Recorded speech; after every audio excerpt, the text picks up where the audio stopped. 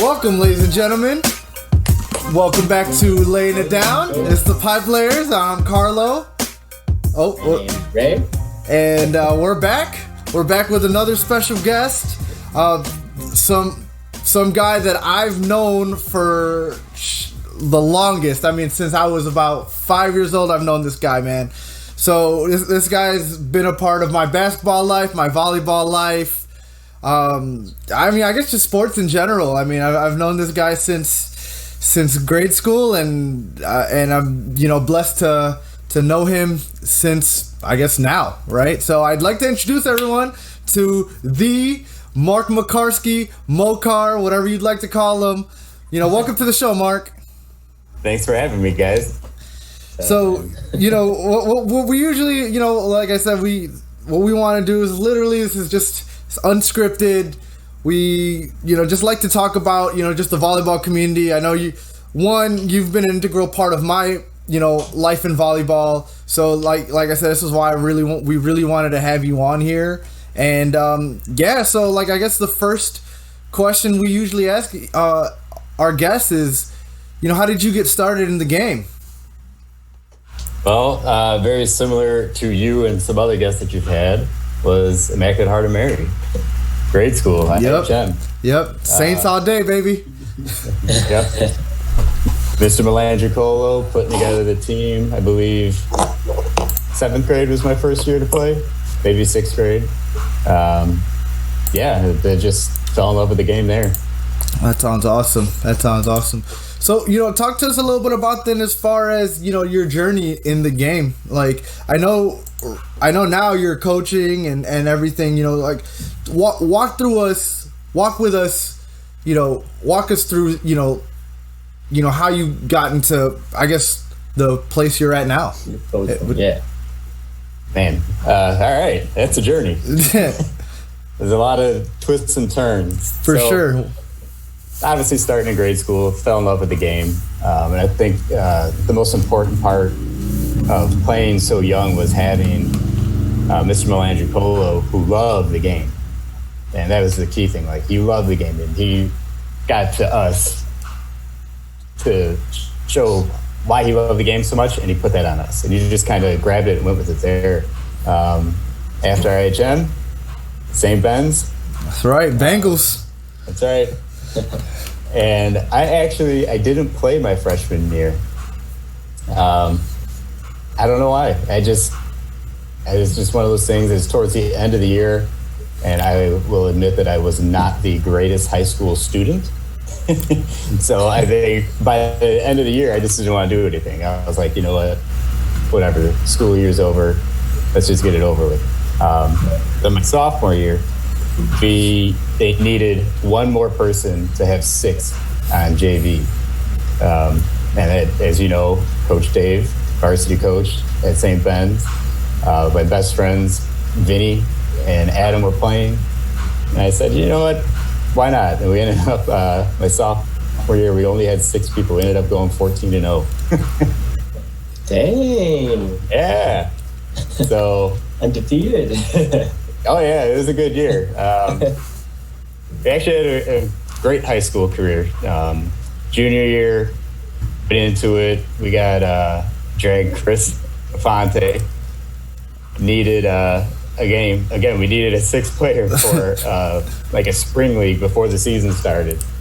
And we knew that his dad had played volleyball. So we're like, Chris, you've got to play. And he's like, I don't like volleyball. I don't know how to play. I'm like, it doesn't matter. We literally just need a 6th person on the floor. That's all we need.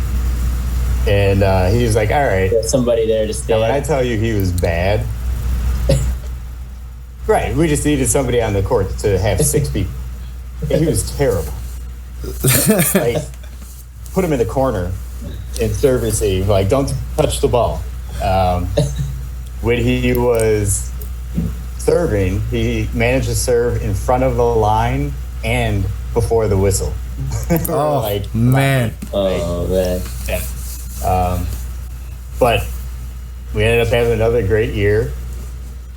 All the way through, high school. Like I said, our career was pretty impressive. And that continued with, Karlo and Philippe and Mike and all them. then coaching. And I've been coaching high school and club for, how old am I? About 16 dating yourself over here. Coaching. What's that? You're dating yourself over here. Yeah, I know. I know. Don't worry, my students do it all the time. So make me feel bad about that. Coaching high school. Yeah. Do you have any troubles like coaching now? Like since what level are you coaching? Like is it varsity or? Yeah. So now I'm the varsity head coach for the boys and the girls at Westinghouse College Prep. Nice. Yeah, it's going great. It was nice when I got the job, I started teaching there 4 years ago. And part of it was they wanted me to take over the volleyball programs. I had coached at not just St. Ben's, but I coached at Walter Payton. I coached at St. Pat's. I started my own club. I had that for about 6 years and sold that. So I've been around. That's awesome.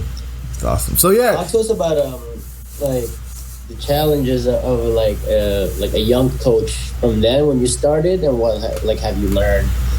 So that obviously you might have encountered some stuff, picked up from tips and learning skills or learning coaching stuff from different people. Talk to us about that. When I first started coaching, it was a little awkward because I was only 21. So the seniors were, 18 years old. So right. For me to come in and try to get them to listen to me, I also coached basketball, so that was harder. With volleyball, I had already had that relationship with the guys, so they knew who I was. They knew they could trust what I was saying. But it was always just about going in and not trying to be like an enforcer. Like that's not my style at all. Right. You still want to have fun. My main thing is we have fun playing the sport because this is a sport that you could play your entire life. Right. And the last thing I want to do is burn somebody out to the point where they don't want to play anymore. So in the beginning, trying to balance that line of I'm your coach, but I know I'm still close to your age, but I'm not your buddy, I'm not your friend, I'm not your pal. That was the toughest one in the beginning. I like to think that, I'm seasoned now and I know how to balance all that stuff, but I'm still not I'm not a Bobby Knight. I'm not a tough guy. Not going to throw a chair on the court. Right. I may have broken a few clipboards now and then, but it's all right. Well, all I remember from when you were coaching us is that at first, it was kind of weird at first, especially coming out of, especially at Ben's when we were playing at Ben's, is that at least for me, it was like, man, I grew up with this guy. Now he's, I guess, just not barking out orders, but he's out. He's telling me what to do, and I was still used to that. You know what I mean? And it was always nice to at least have that familiar face to just go to. At least during the game, you're the coach, whatever, and then at the outside of the court, I always knew I always had someone to go to, when it comes to, just, I guess, a learning aspect, or just, I guess, just to someone to talk to about the game in general. How do you balance something like that, I guess, back then versus, I guess, now, with the relationships that you've built as a coach? Well, for me, volleyball is very personal. We've been through a lot in volleyball, and I'll talk about one specific year, which was my senior year. And my best friend Vinny and I were captains of the team that year. And Vinny got sick, like really sick. And I had played with Vinny grade school, all through high school. Right before the conference tournament at the end of the year, he got sick. I was actually in the hospital, to the point where I was actually called by his parents to go clean out his locker because they had no idea what was going on. So the rest of that year, we played with his number on our shoulder. He was our setter. So, we all know you take your setter out of out of a rotation, Yeah. going to throw a lot of things off. Right. And just seeing how close we all got, especially the fact that Vinny's dad was our coach. So he would be spending days at the hospital and then coming back to us to practice or have a game. And being able to balance that and see, how close we all got. I still talk with almost every single person that was on that varsity team. I still hang out with, 3 or 4 of them. So I learned how important sports can be. And I definitely take that to my teams. The very first thing that I always talk about is we're a family. We have 3 levels. We have freshman, JV, and varsity. And after the final cut day, we all come together and we all talk about we're a family.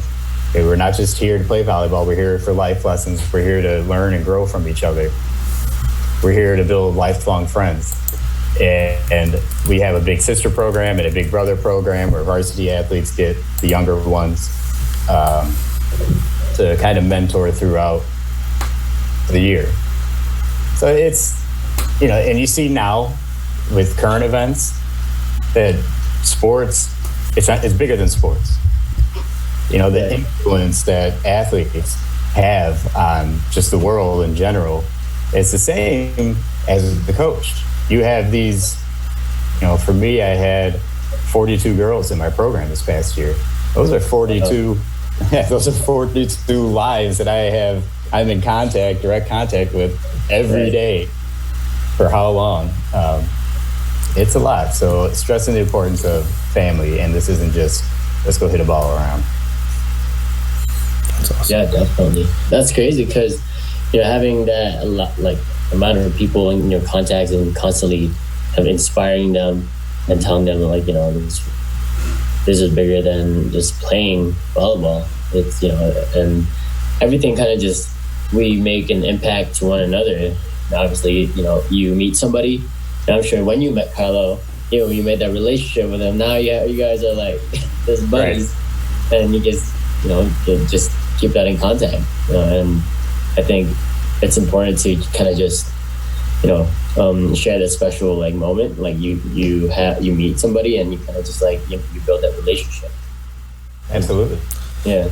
So when did you figure out that, hey, you know what?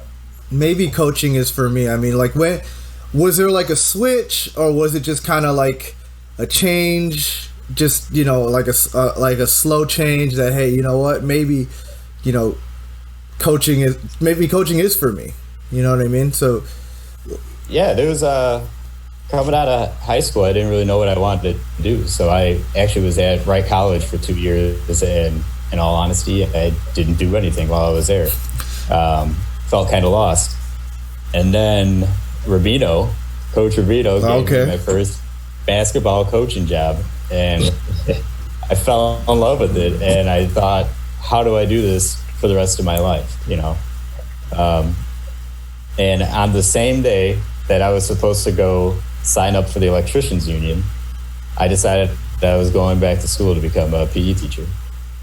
So made that change, went back to school. Mm-hmm. And actually talk to us about then, your Northeastern days. Cause like I said, this guy has been, we also played at Northeastern together. Yeah. Actually, he also helped us put the club together, which is crazy. And so y'all one of the pioneers. So like I said, man, I from when I was a kid, when I tell you when I was a kid to all the way to college, I went to school with this man. So we even had the same barber. Yeah, we even had the same.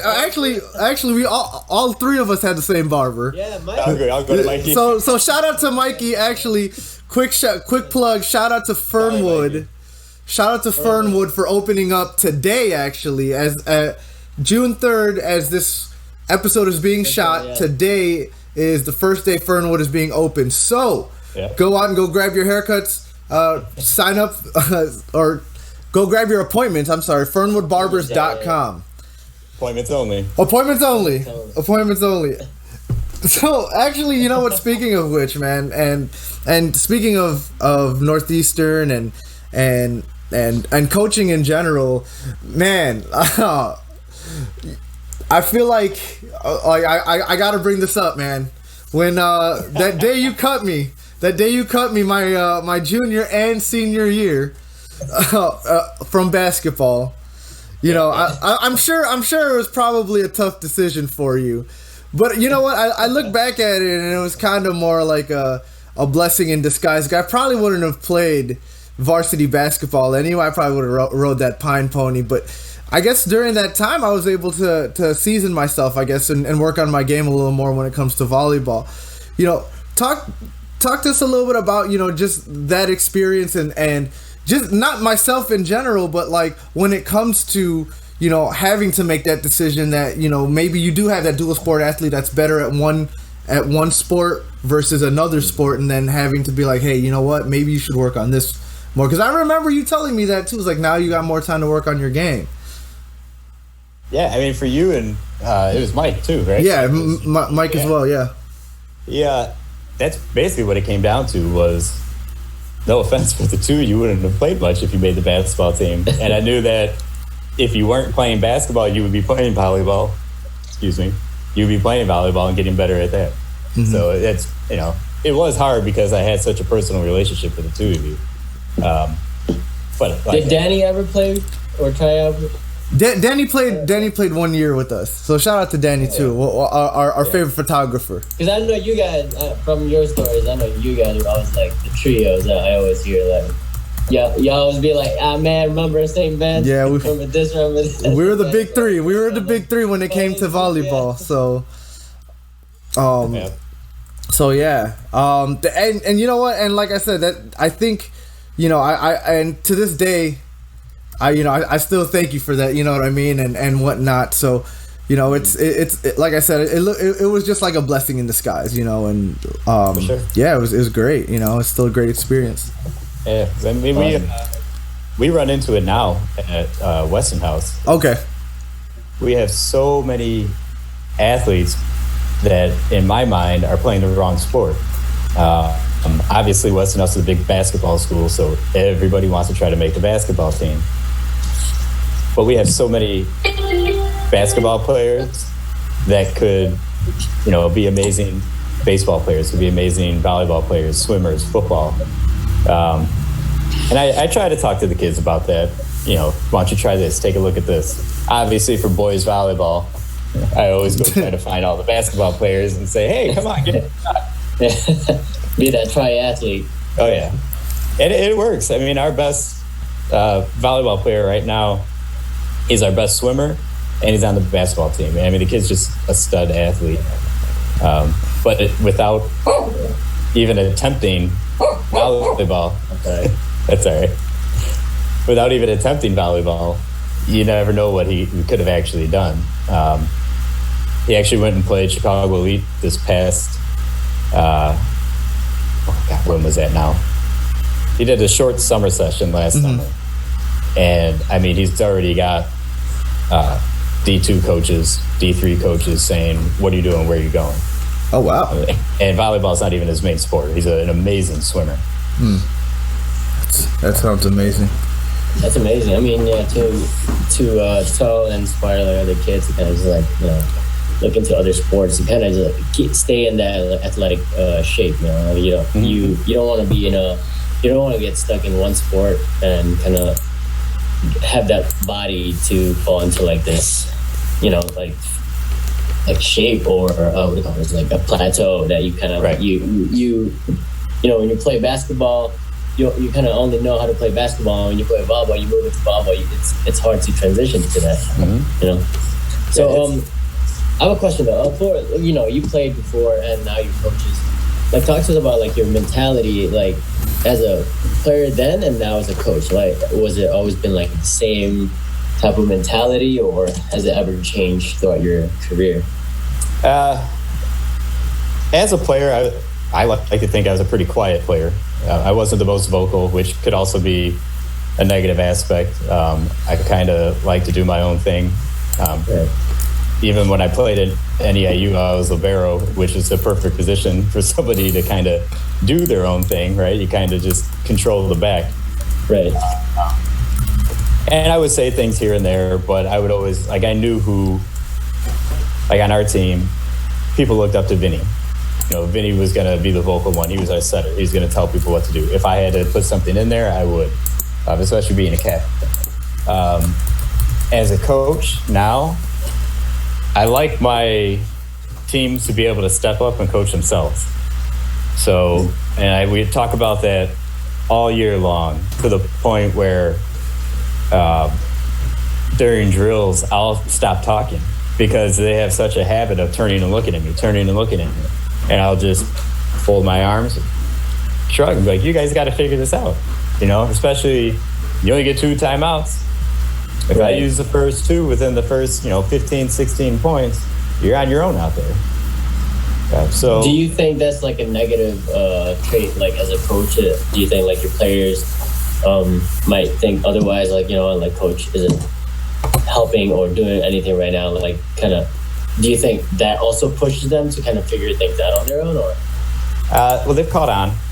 they get why I do it now. Yeah. At first, there were a lot of looks like, what's he doing? Like, is he mad? What is going on here? But I'm very open and honest with all my teams, and I'll flat out tell them, why didn't I say anything? And they can say, because we needed to be able to figure it out on our own. And I always try to relate stuff to their academics and just to life in general. I go, well, there's going to be times where you're going to be looking left and right and around for somebody to do something to help you out, and you're going to be on your own. You got to be able to find whatever is in you to get that out and accomplish whatever you're trying to accomplish. That's true. I think that's one of the things that's hard for like a young player to understand. Since like, anyone who's starting to play, you kind of rely on your coach what to tell you. They tell you because they're coaches. They expect you to listen to them and do the things they want you to do. But I think that's also a hard lesson to learn. It's not just playing games, but more so like in life lessons. For sure. Yeah, it's like what you said. Like there will be times that you need to step up and kind of figure things out, and that kind of takes like as a leadership too as well. You learn how to be independent and be that leader in that squad, that 6-man squad. Absolutely. Yeah. And it's a matter of knowing your players too. Like I could do that to my varsity and they're fine. Like I would never do that to a freshman team. If I did that to a freshman team, it would be a disaster. My demeanor changed. You probably hear some emails from parents and stuff. Oh yeah. So my demeanor changes depending on who I'm coaching. So that's good. So there's some like level of like difficulty oh yeah. as a coach.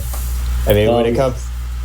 So quick question. So have you played PVL before? Like I hear like Karlo, I hear some talks about you before. So I played PVL, but I've never met you or anyone that you play with. But like I said, Karlo, obviously. Right. Yeah, I mean, that was a long time ago, but probably in my early mid-20s, Chris used to drag me along. So, I'd be the 1 or 2 white guy on the team and go to the open gym and whatnot. Justinella, I don't know if you Butter hands. Oh, yeah. The butter hands. go play. Yep. IHM's finest. Played at IHM together, so every once in a while I go play with him too, but God, I haven't played PVL in years. So what were your thoughts on we're PVL? just hoping for it to start again this season, but Yeah. I guess I don't know if it's ever gonna happen. So Mark, what were your thoughts when you first played PVL and everything? Because I remember I caught you towards the the last couple years that you played PVL, but I guess what were some of your thoughts coming into PVL? I mean, did you have any expectations or Wait, I'm sorry, could you repeat that? Oh, I said, what were some of your expectations or what were some of your thoughts when you first came and played PVL? It was a blast, man. It was a much faster game than going to just any other pickup gym. Yeah. But the fact that, coming out of high school, we had played a lot of tough teams.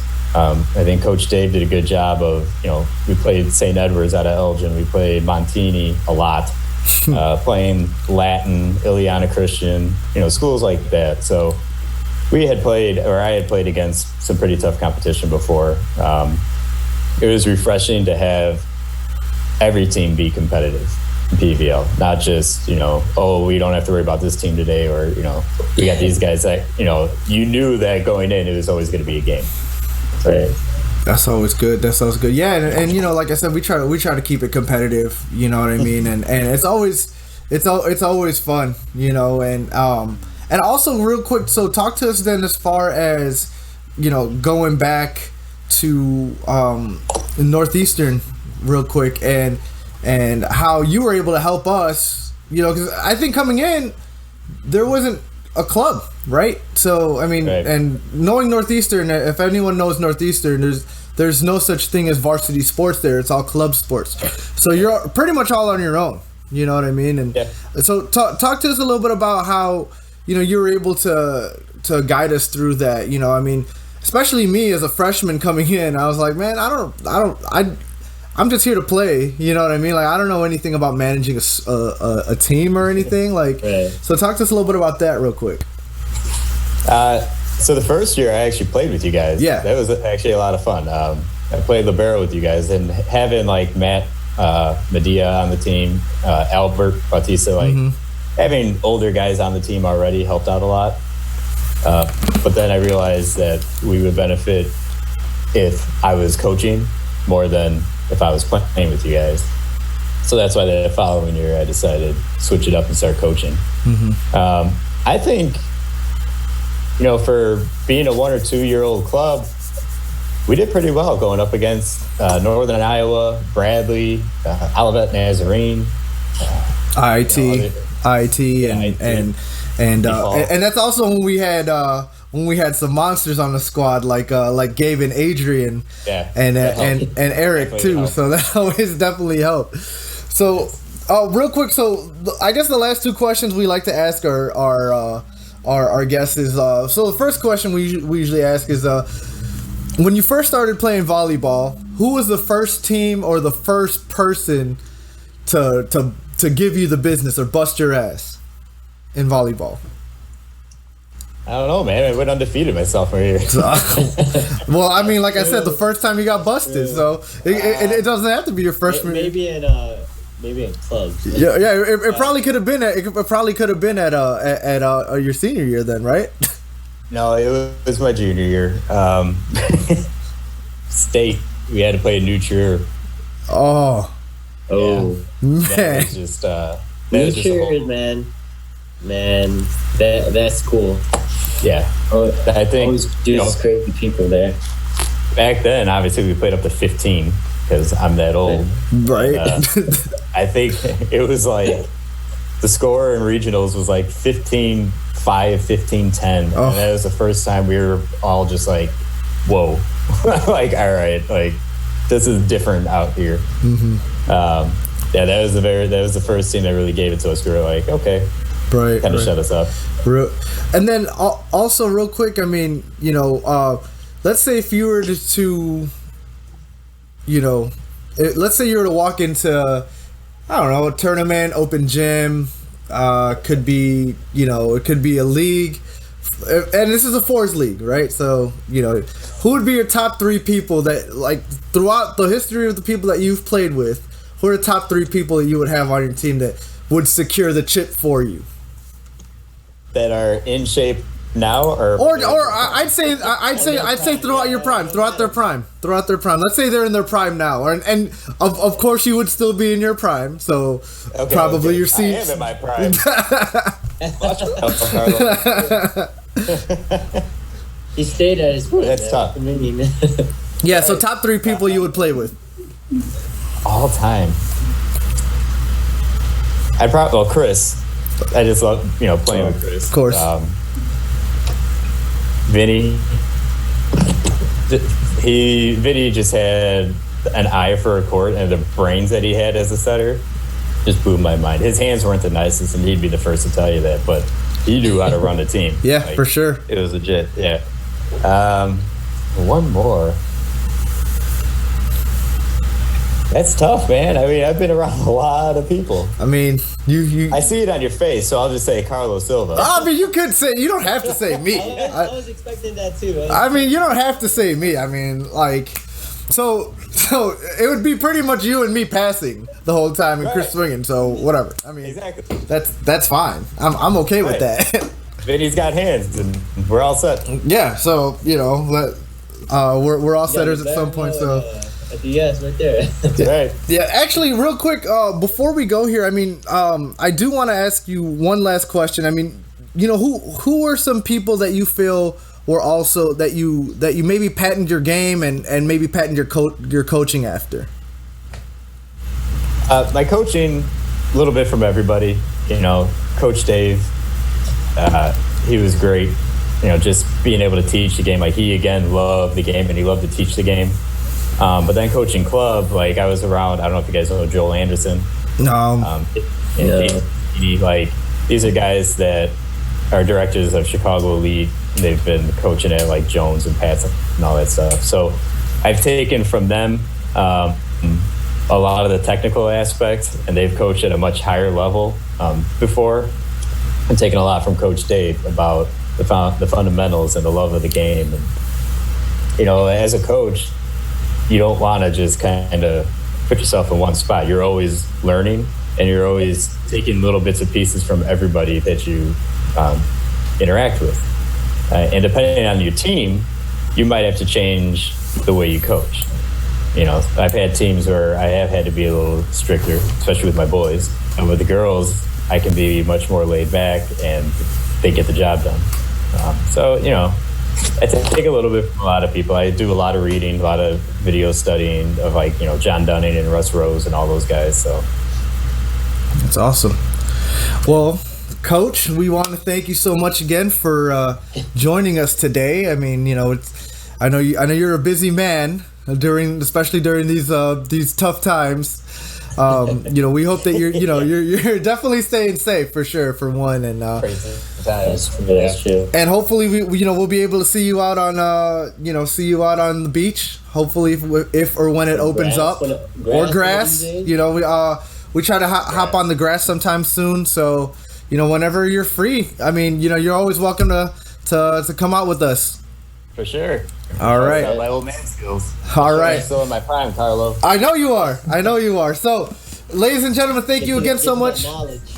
Right. Thank you again so much for tuning in. We want to thank again Coach Mark, the Mocar, for joining us today. And if you just give us a like, share, subscribe, something. And most importantly, we got some new stuff coming for you guys sometime soon. So tune in. And again, Big news. And again, we want to just keep laying it down.